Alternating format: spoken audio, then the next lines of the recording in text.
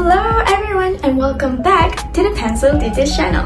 This is Sorfina, and as you can see, today's video is a bit different from our usual videos. So today I will be talking about my experiences as a PASUM student, and I will be sharing some tips and tricks to you guys in this video titled How to Survive PASUM. So if you are a fellow PASUM student, keep on watching. Before I go on with the video, let me just tell you guys a bit about myself, my background, and sort of my credentials. So my name is Surfina, and I was a PASUM 2020/2021 student. I lived in College Kediaman ke-11, also known as KUAS. I had the opportunity to become a JTK at that specific college, and my official position was Pengerusi JKP Creative. Now that you guys have known who I was as a PASUM student, let's get on with the video on the steps on how to survive PASUM. Step number 1 on surviving PASUM is make friends. I cannot stress this enough. You absolutely cannot survive PASUM without making any friends. The reasoning for this is that when you're in PASUM, you have 8 hours of classes every day, 5 days a week. And things that should take you about a month to learn when you were in sekolah menengah would only take about a week or maybe even a day of lesson. You have to learn super fast, and that's very hard for like a normal average person to do. So having friends helps a lot in terms of that. I know that with the current pandemic, it makes it even harder for you to make any friends because you're not meeting anyone like physically, so it's just harder for you to like make connections.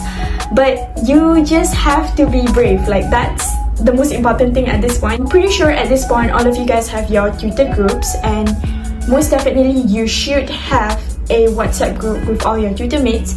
So whenever you have classes or if you don't understand a question, don't be afraid to just personal message or PM someone, one of the people from your tutor groups. You know, people are not as mean or as horrible as you guys might think it is. Also, another great way of making friends is by joining college activities. So make sure you join lots of college activities that sounds fun to you, so hopefully you can find friends that has the same interests as you. The next step on how to survive PASUM is keep a schedule. As you guys might have already known by now, there's just a lot of workload when you're in PASUM. You have tutorials, you have jotters, tests, quizzes, and sometimes it just gets a bit So keeping a schedule will really help you from being overwhelmed or having a mental breakdown. So an ideal example of a schedule would be, let's say after subuh prayers, instead of going back to sleep, you could continue doing any leftover tutorial questions that you're not done with yet.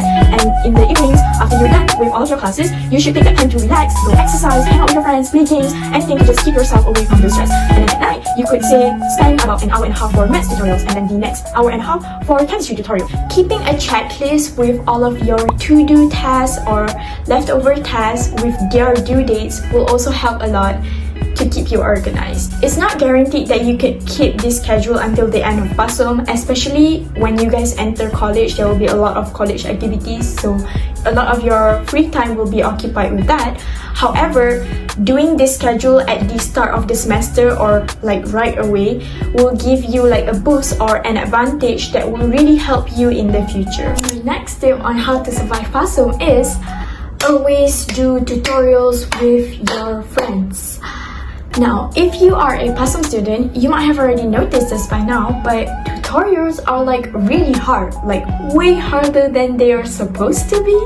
And that's because, if I'm not mistaken, a lecturer has said this once before, you're not supposed to do tutorials all by yourself. Tutorials are meant to be done together with your friends. And doing it with a friend actually offers a lot of advantages.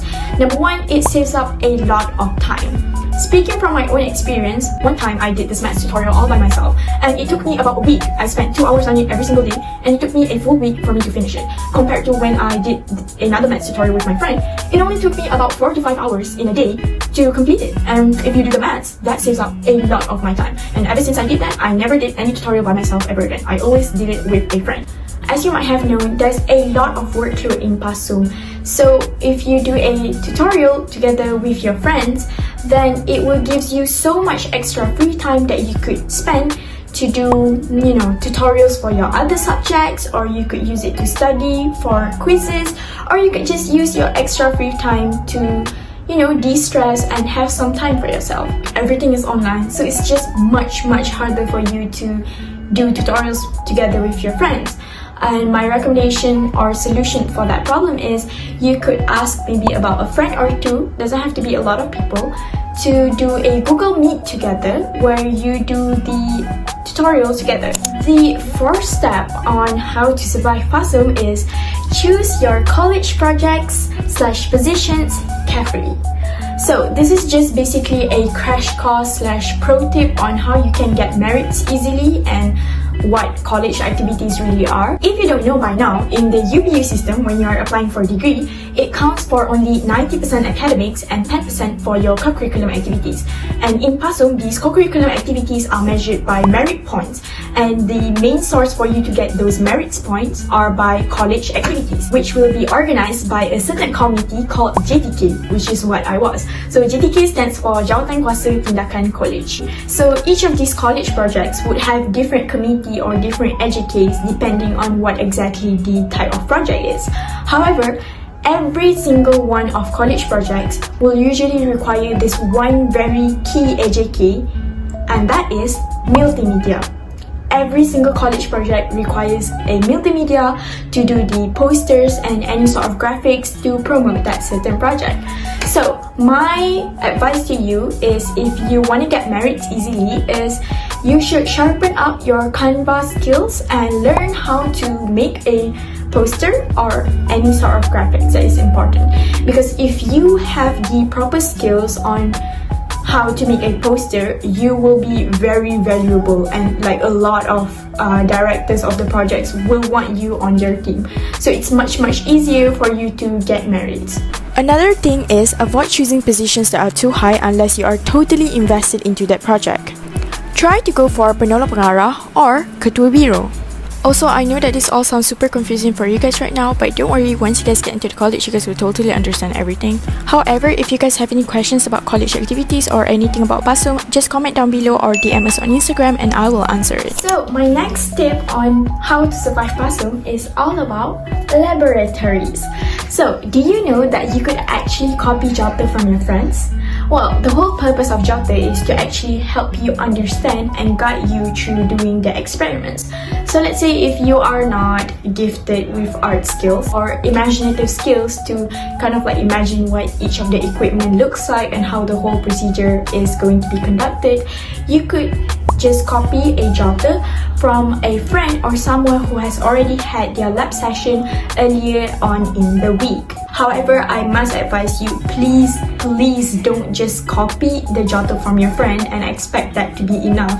It is absolutely vital for you to read the whole experiment before you go into the lab session. The Jota is just there for reference and to help you guide through the experiment. You could also kind of like divide the time of the lab based on the questions that you already have.